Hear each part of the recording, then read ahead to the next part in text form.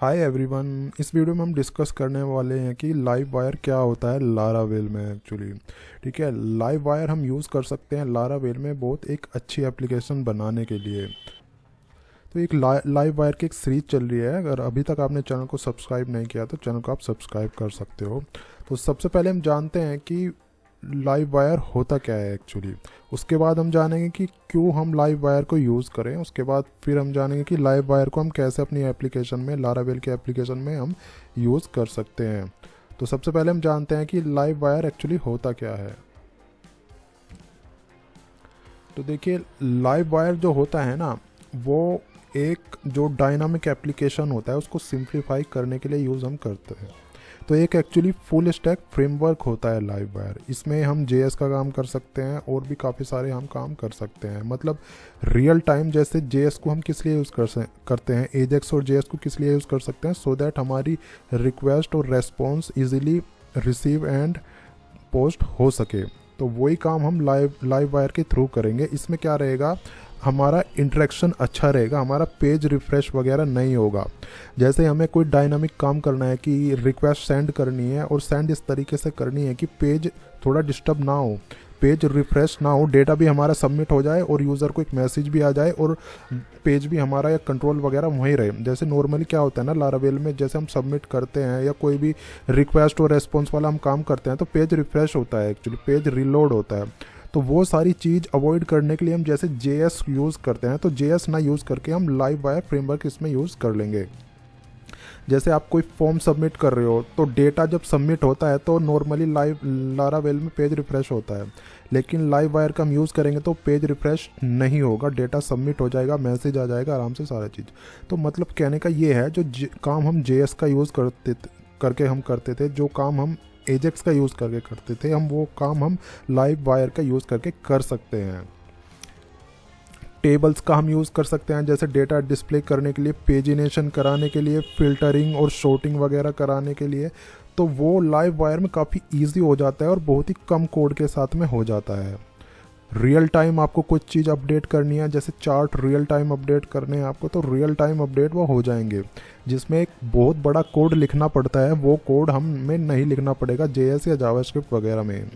जैसे image upload की validation वगैरह है या उसका प्रीव्यू वगैरह है, तो जेएस में बहुत लेंदी काम हो जाता है, इमेज का प्रीव्यू दिखाना, उसको अपलोड करना। लेकिन लाइव वायर का यूज़ करके हम चुटकियों में उसको कर सकते हैं।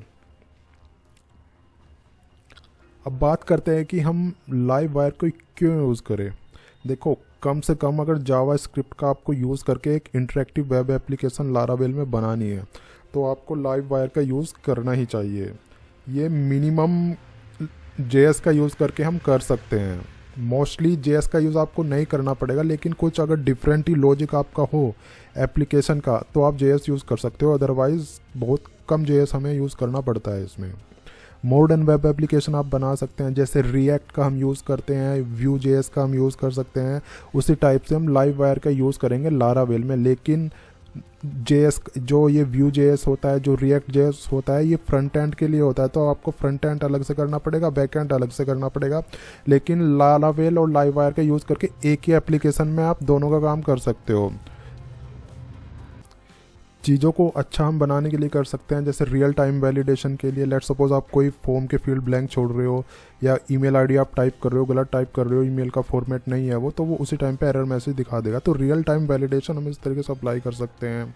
Pagination, filtering, sorting, data sorting, वो सारी चीज़ें कर सकते हैं। रियल टाइम कुछ भी हम अपडेट कर सकते हैं, अपलोड, प्रीव्यू वगैरह, तो वो ईजिली हम लाइव वायर में कर सकते हैं लारावेल एप्लीकेशन में। और सारा कुछ एक ही एप्लीकेशन की डायरेक्टरी में इसमें रहता है ना। ऐसा नहीं है कि हम फ्रंट एंड के लिए रिएक्ट यूज़ कर रहे हैं, बैक एंड के लिए हम कुछ यूज़ कर रहे हैं, क्योंकि काफ़ी डिफरेंट चीज़ें हो जाती हैं अगर हम अलग अलग यूज़ करते हैं। तो एक ही एप्लीकेशन में फ्रंट एंड भी रहेगा, बैक एंड, दोनों चीज़ें, वो सारी चीज़ें रहने वाली हैं लाइव वायर का यूज़ करके। अब बात आती है कि हम उसको कैसे, क्यों यूज़ करते हैं और किस तरीके से यूज़ करते हैं। देखो, रियल टाइम वैलिडेशन तो इसमें होता ही होता है, लेकिन इसके जो यूआरएल्स हैं वो एसईओ फ्रेंडली होते हैं, सर्च इंजन के लिए बहुत मतलब अच्छे हो जाते हैं। ऐसा नहीं है कि जैसे अगर आप रिएक्ट यूज़ कर रहे हो तो उसके लिए आपको एसईओ फ्रेंडली यूआरएल बनाने के लिए आपको नेक्स्ट जेएस का यूज़ करना पड़ेगा, ऐसा नहीं है। इसमें लाइव वायर और लारावेल का कॉम्बिनेशन करके आप सारी चीज़ें इंप्लीमेंट कर सकते हो। बात आती है कैसे यूज़ करें। देखो लाइव वायर का अभी तक जो लेटेस्ट वर्जन है वो 3 है, जिसमें बहुत अच्छे फीचर दिए गए हैं। वो यूज़ करने के लिए आपको लारावेल 10 मिनिमम होना चाहिए और PHP वर्जन 8 आपके पास होना चाहिए। तो अगर बाद का वर्जन आप चाहो तो बाद का वर्जन भी इसमें काम करेगा, जैसे लारावेल 11 है, PHP वर्जन 8.2 समथिंग है, तो वो भी हम यूज़ कर सकते हैं। इसको यूज़ करने के लिए हमें पहले लारावेल का प्रोजेक्ट बना हुआ होना चाहिए हमारे पास, या बना लेना चाहिए। उस जब प्रोजेक्ट आप क्रिएट करोगे तो उसकी डायरेक्टरी के अंदर जाना है, वहाँ पे जाके फिर हमें कंपोजर ये कमांड रन करनी है लाइव वायर की। ये कमांड प्रॉम्प्ट के थ्रू ही सारी चीज़ें होने वाली हैं। कमांड जो होने वाली है हमारी, ये वाली कमांड होने वाली है, composer require live wire /live wire, ठीक है। तो ये कमांड का यूज़ करके हम अपना लाइव वायर यूज़ कर सकते हैं हमारे लारावेल के प्रोजेक्ट में। तो ये एक्चुअली एक सीरीज चल रही है लाइव वायर ट्यूटोरियल की, तो आने वाली वीडियोज़ में मैं सारी चीज़ें आपके बताऊँगा कैसे कैसे हम और भी बहुत कुछ कर सकते हैं। सारी ये जो आपको ट्यूटोरियल मिलेगा वीडियोस के थ्रू मिलेगा। तो अगर अभी तक आपने चैनल को सब्सक्राइब नहीं किया है, चैनल को आप सब्सक्राइब कर लो, या इसको बाद में अगर वीडियो को आप देख रहे हो तो नीचे प्लेलिस्ट का लिंक भी दिया होगा, क्योंकि ऑलरेडी ये बनी हुई हो सकती है फिर अगर आप इसको लेट देख रहे हो वीडियो को, ठीक है। वीडियो अगर लाइक है तो लाइक कर देना, डिसलाइक है तो डिसलाइक कर देना। मिलता हूँ अगले वीडियो में।